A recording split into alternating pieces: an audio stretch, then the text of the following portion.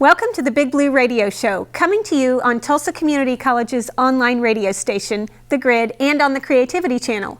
I'm Lee Goodson, president of Tulsa Community College. And I'm Greg Stone, Metro Campus Provost. TCC is home to many international students who are an important part of our learning community and the city of Tulsa. Today, we'll visit with Dr. Doug Price and Gary Young Allen about opportunities for international students on the Big Blue Radio Show.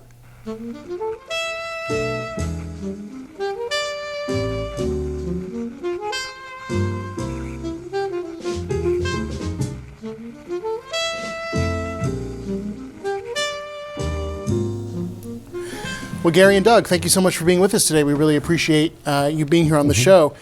Why do international students choose to come to Tulsa and Tulsa Community College? Gary, why do we attract those international students? Well, in large part right now, it's because they have family connections here in Tulsa. That's a big part of it. Although we're starting to draw more and more students that have no connections. They're just coming here for probably what's the best reason is that our non-resident tuition is the same price as most institutions' resident tuition. So we are probably the best buy for college education that we know of right now in the U.S. So we're really proud about that. And then we also have a wide variety of academic programs that draw them, and our ESL program is embedded in the college. So a student can come to TCC, begin in the ESL program, and progress through to their degree. We've even found that the ESL program is one of the factors that really attributes to the best retention rate. So the students who enter in through the ESL program tend to be retained longer than others. It's a great part to kind of get into the school, and they are around other international students all day long, and they really feel like they become a part of a culture and a team, and they tend to stay longer than other international students. Get them adjusted to the community, to a whole college experience before they actually move into the college classes. So it really, for the students, it works out really well. Great transition program. Exactly. Yeah. So we have students from all parts of the world, and we've had an increase lately in the number of international students. Talk to us about where our students come from, the increase we've recently had, and why you think that's happening. Do you want to do the countries or the numbers? Well, let's say the numbers, we've passed over the 200 line for international students for a semester, so we're up over 100 international students from where we were when we began working together about a year and a half ago. So we're really happy about that. And 50 different countries, over 50 different countries are represented by TCC students. So when we were talking recently, this is kind of a neat goosebump moment, but we were talking about there's 195, give or take, 195 countries in the world, and we have students from 50 countries. So we started talking about how when the world wakes up, that 25% of the world area is thinking about Tulsa Community College and what their daughter or their son, their niece or their nephew are going to be doing. Are they going to, I'm sure there's a text or an email going, I got my big calculus test tomorrow and think about me and I hope I do well. And so people around the world, we didn't realize from kind of another world perspective looking at us how we are viewed daily for what we do. So it really made me feel proud of our faculty and administration and staff to support this. It really gave me a new idea of what global really is. Yeah, it's one of those amazing things. You don't realize how international Tulsa is until you look at our community. You see the vast number of languages spoken, but also we have over 200 students in a given year. That's over 200 for this semester. In a given year, we'll cross over probably close to the 400 line this year. That's amazing. But out of that, over 50 countries, and it's just amazing. And so, for parents that are in the Tulsa area and they want their students to have as broad an experience as possible, the TCC is a great option because the price, but also because when they sit down in a classroom, they're sitting with one-fourth of the world. That's just 25% of the world is in our classrooms. I mean, it's just kind of neat. Well, I just want to go on record as saying that if you ever need an administrator to travel to other parts of the world, I would be willing to volunteer I would sacrifice. Generous. I really I know. It's a tough sacrifice. We do appreciate that sacrifice, and I think it's there's quite a few on the list already. We'll add your name to the list. I will say, when I was a faculty member, though, I did have the great opportunity to take students abroad and to see what an impact that was on our students, to also know what an impact it is when international students come here. I mean, it's just a great opportunity for students. I do want to ask you about what is that typical experience for international students.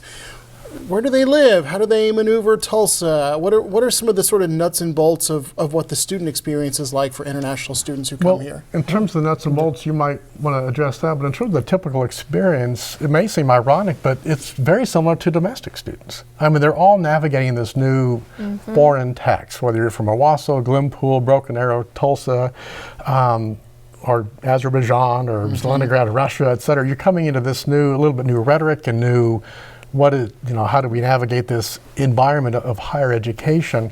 But there's a lot of similar experiences. One of the things that we recently, for our Academy for Teaching Excellence, ATE, as a faculty development piece for new faculty, is to have a panel of international students share their experiences. So our new faculty are already getting enculturated with the diversity of students that we do have, or this particular demographic of our students. And one of the students, it really caught my ear, is that she had said that there's a lot of double work that international students do. And at first I thought, what do you mean by that? What does that mean? Well, that's a great question, because I had the same question. Double work is they pretty much, for example, if this is the syllabus, they'll take that and translate it into their language so they can comprehend it better. Another student chimed in on the conversation agreeing with that experience, but they seemed to the consensus was after maybe a couple semesters they begin to move towards just in English only. But at first they're really doubling the work. So if you have a student taking 15 hours, it's not like they're taking 30 hours, but the amount of work they're putting into it. So there's a lot of behind the scenes work that... Probably putting another third in or so, exactly. or half again. Yeah, we have students that come in and they're trying to translate their culture into American culture, and so we try to help them with that. With the library, all of the libraries on our campuses been really nice about this and really worked with us. Yeah. So they have some condensed books that are very critical to understanding Western culture, and so students can get those, and it doesn't require near the level of reading, but it helps them understand so they can learn how to communicate their culture to a U.S. professor in a classroom, and it doesn't take them quite so long to write papers. So we have some things like this that really help the students go through it. We're talking about putting some videos and some other things out there for students to see, so that helps them.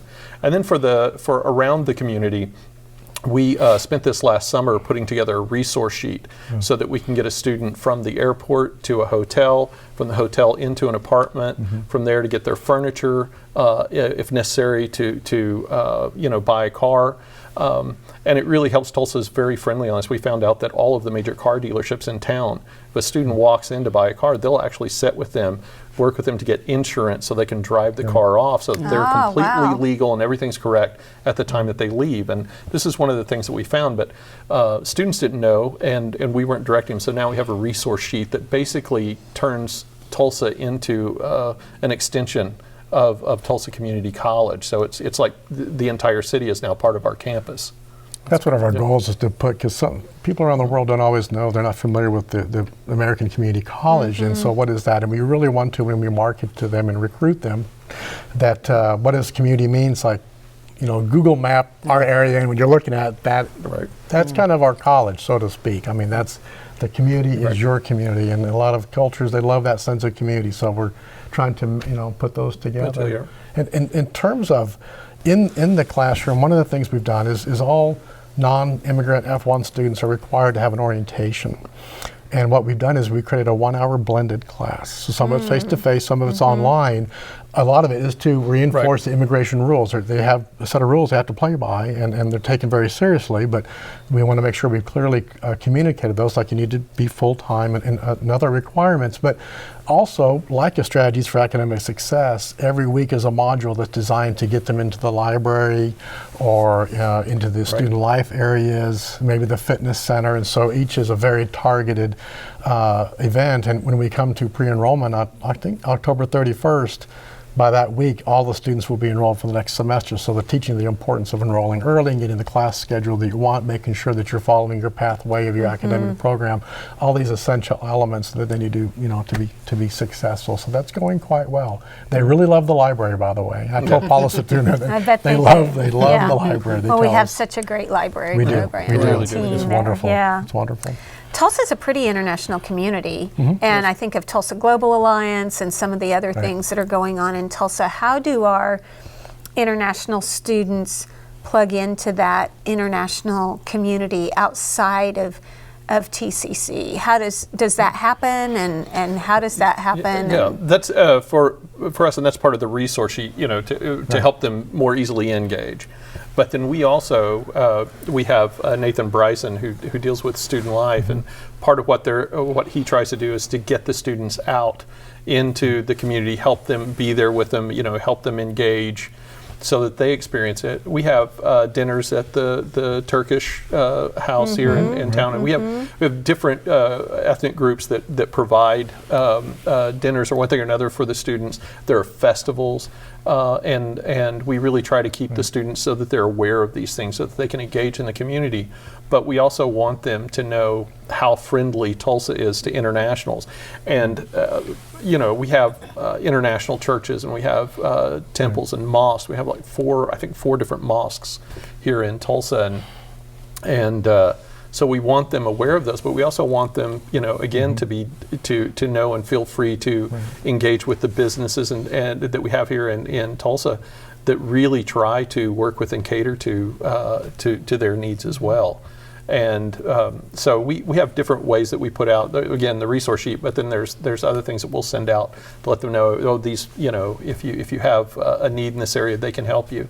And some of the businesses have been so good about helping students get set up even before they arrive here in Tulsa. So the transition from the airport to the hotel to the apartment is so much easier. That's great. So, yeah.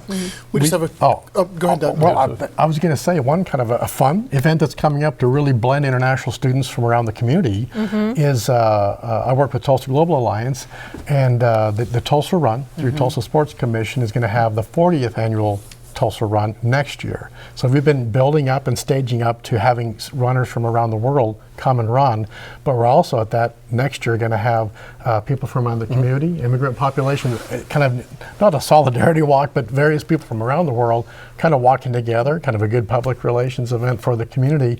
But this year what we're doing is to capitalize on last year's water stop duty. I don't know if you've ever been at a water stop at the Tulsa Run, but I told the individual coordinating, I said, well, we want our own water stop, and we want to staff it with international students, which means I have to find 45 international students, which based on our numbers earlier will not be problematic. But we're going to have water stop number 1, which is right by Hideaway Pizza. It's in front of Marquette. That's after about 2 miles of the run. Down 15. Handing out the water. Yeah. So ORU, for example, has already committed 10 students, and I'm working with TU and other NSU, RSU to bring in the volunteers from Tulsa Global Alliance and our own staff, and others maybe at the table here who might want to help pass out water can certainly help. Noted. If that moves me up on the travel list, I'm all in. We'll assess that after the fact. But anyway, that's an example, just trying to bring international students to grow that community here. We just have a couple minutes left, but I do want to quickly ask about another event that's coming up that is really popular with international students, and that is the Pictures with the President event. Pictures with the President. And why When is that? It's on my calendar. It's November 14th or 15th. I'll be there. It's a Tuesday. You're the star, so you. Why is that such a fun event for international students? It's a fun event because in a lot of world areas, to be standing or sitting next to the president would be an ultra honor, and we're very rare. And so for our own dear president to be with these students really shows well about the nature and scope of the community college to reach out to the students. And, not in a selfish way, but we hope they send that picture back home and go, look, Mom, I met with the president. And then it helps with recruitment. Well, there's a weekend student. It is a hi.